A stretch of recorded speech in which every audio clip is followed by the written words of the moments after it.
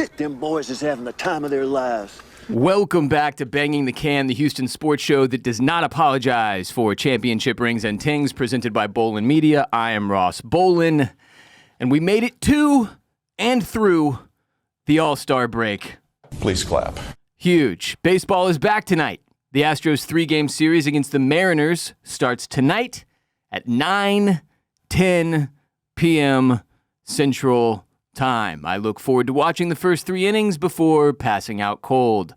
And look, I understand it's a West Coast game, and they're 2 hours behind us here in the Central Time Zone. They're 3 hours behind the East Coast. But this is insane. This is insane. I don't get it. You want to grow the game? How about airing the game at a time where children and also parents can actually watch potentially the whole thing? If I stay up until midnight watching and we lose this game, it will take me the whole rest of the weekend to recover physically and emotionally. And I'm not sure that's great for growing the game of baseball, but I digress. The Astros are 56-40. Mariners are 51-45. That's a 5-game lead in the AL West for the Astros. That's quick math. Astros went into the All-Star break having lost 6 of their last 10 games, while the Mariners went into the All-Star break having won 6 of their last 10 games. Unfortunately, I think it's pretty safe to assume the Astros will still be running out a lot of Space Cowboys during this 3-game series. In fact, both teams, Astros and Mariners, seem to be prioritizing getting more rest for their best arms, for their best pitching, over the division race, which obviously has a long way to go, but has gotten tighter in recent weeks. So you've got Brandon Walter versus Luis Castillo for Game 1, Lance McCullers Jr. versus Logan Evans for Game 2 Saturday night at 8:40 p.m. Yeah. Framber Valdez versus TBA hasn't even been announced yet for Game 3 Sunday at 3:10. So yeah, not exactly coming back after the All-Star break, ripping and rocking with the best pitching that both teams have to offer, although we will see Framber on Sunday, so that's something to look forward to. Jeremy Pena should return here shortly. Not swinging a bat yet, but has begun one of my favorite phrases: baseball activities, baseball stuff. Jordan apparently has no more pain in his hand. Please don't mind me bashing my face into the microphone. Jordan was reevaluated yesterday. We'll get more info on him before tonight's game. I'm assuming, they usually do a pretty significant injury list update in the hours leading up to the beginning of a series, but Jordan should be back swinging a bat soon. Cross your fingers, knock on wood, pray to whatever God you believe in. Spencer Arrighetti will likely receive a rehab assignment shortly. A lot of pitchers getting closer and closer to returning, which I'm very, very excited about. All of us should be. Christian Javier will apparently likely be the first pitcher back from the injured list. I can't even remember the last time I saw Christian Javier's face. I feel like they don't really show him in the bullpen or the dugout. I don't know if he hadn't been hanging, but regardless, very excited to see him again soon. Jake Myers will be out a couple more weeks at least, unfortunately. Chas McCormick will be back soon, although he kind of stunk it up in the minors, so hopefully Chaz can get back in the bigs and perform like a big leaguer. JP France is progressing. Luis Garcia is progressing. If we get all these dudes I just named, just the guys I just named, there's like 7 other dudes on the injured list that are making progress, but just the dudes I just named back in the next several weeks, in July and maybe even early August, we will be looking at a completely different Astros team. It's going to be weird. We will have so many guys. It's been weird, I guess, but it will be weird for a different reason when we actually start to get healthy. Maybe it's just that baseball altogether as a sport is pretty fucking weird. Today's show is brought to you by Underdog Fantasy. Go yard all baseball season long with Underdog's Pick'em game. Underdog is a leading place to make all your sports picks, and you can play now in your state. Their app has over 100,000 5-star reviews and millions of players to play. All you have to do is download the Underdog app and choose whether a player will go higher or lower on one of their stats. You can choose from things like home runs, strikeouts, total bases, and so much more. If you get your picks correct, you could win up to 1,000 times your money, so you could turn $1 into $1,000 using just your baseball knowledge. Never underestimate the heart of a champion. The Astros start their series against the Mariners tonight.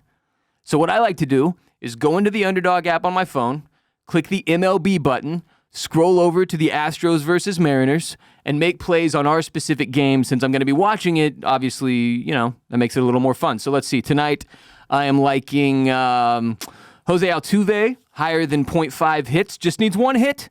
I like Altuve to come out after the All-Star break strong. Looked like he had a good one based on my social media stalking of him and his wife. Had some wine, some nice dinners. Looked like he hit a beach. He'll get a hit. Randy Arozarena, higher than 0.5 total bases. I feel like Arozarena always eats against us, so you can't pick all your plays can't be from the same team. You have to pick at least one play from another team, which is why I'm going with Arozarena here. Isaac Paredes, higher than 1.5 hits, plus runs, plus RBIs as well. $10 on those three plays for a chance at $33.60. Boom. Lock it in. Download the Underdog app and sign up with promo code BTC to unlock a special offer of up to $1,000 in bonus cash when you make your first deposit. That's promo code BTC. Must be 18 plus, 19 plus in Alabama and Nebraska, 19 plus in Colorado for some games, 21 plus in Massachusetts and Arizona, and present in a state where Underdog Fantasy operates. Terms apply. Concerned with your play, call 1-800-GAMBLER or visit www.ncpgambling.org. In Arizona, call 1-800-NEXT-STEP or text NEXT STEP to 53342. In New York, call the 24/7 Hope line at 1-877-8-HOPE-NY or text HOPE-NY. So the final 66 games of the regular season, the first of those is tonight. In these final 66 games, there are some obvious things we want to see from the Astros, right? Number one goes without saying, but I'll say it anyway because this is a talk show. So we need to get healthy. Get healthy. Get healthy and go from zero depth, relying on a bunch of Space Cowboys just to cobble together a lineup, to being deep as shit at every single position. That would be amazing, would it not? Like if we get all these dudes back that I named earlier and maybe 3 or 4 other dudes off the IL, suddenly we go from pretty much nonstop desperation in terms of fielding a full baseball team to actually being deep at every single position. Wouldn't it be cool to have less than a dozen important players on the IL? Wouldn't that feel super duper to everybody? The eventual return of Yordan Alvarez should do wonders for this team in terms of run production and overall offensive flexibility. Jeremy was obviously having an incredible season before getting plunked in the ribs, somehow cracking one. So you have to hope that Jeremy Pena can also come back and regain that momentum that he had prior to his injury. That's number one. Get healthy. Easy peasy, right? Number two goes hand in hand with number one, but gain some lineup consistency here. You want to have some stability before the postseason rolls up on you in September. We're like 2.5 months away from playoff baseball. It's really not that far off.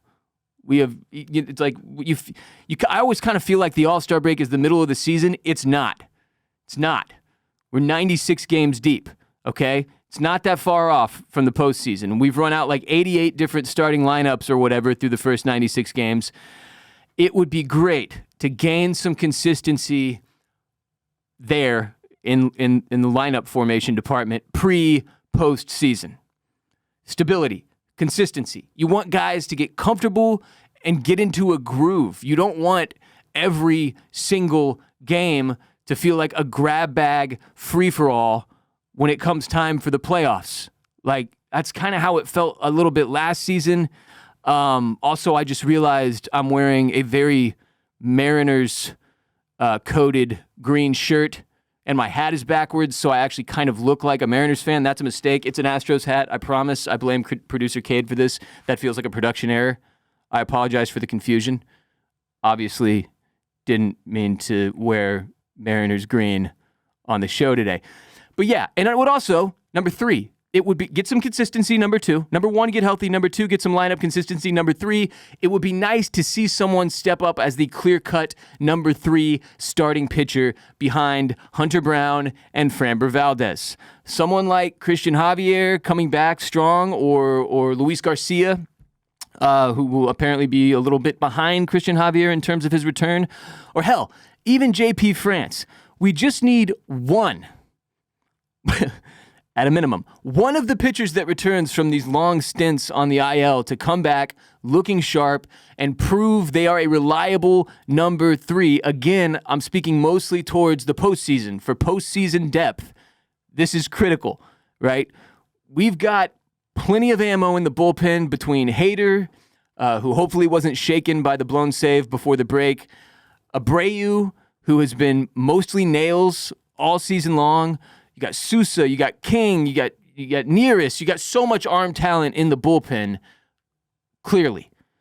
But starting pitching remains an injury-ravaged clusterfuck, like it has been the entire season, okay? So if you can get a clear-cut number 3 as soon as possible, that would be on Daddy's wish list. We need to win the division, obviously, but it would also be ideal to finish as a top 2 seed in the American League and avoid a wild card series. Please, I do not want to do that again, especially considering all the injury issues we have run into this season and all the lineup inconsistency that we have had to deal with this season. It is called a wild card series for a reason, and we saw just last postseason exactly how perilous a 3-game series against any team can be. And that's not even like an Astros problem or related to the injuries. Just in general, if you put yourself in a position where you're in one of these wild card series, literally anything can happen. Baseball, as I said earlier, very weird sport, very unpredictable. Mathematically, insane shit happens on a very regular fucking basis in baseball. You just don't want to put yourself in that position. You want to get as friendly mathematically as you possibly can. And as we've seen with the Astros and how well they have performed against playoff teams, they have the best record in baseball against teams that are over 500, I think.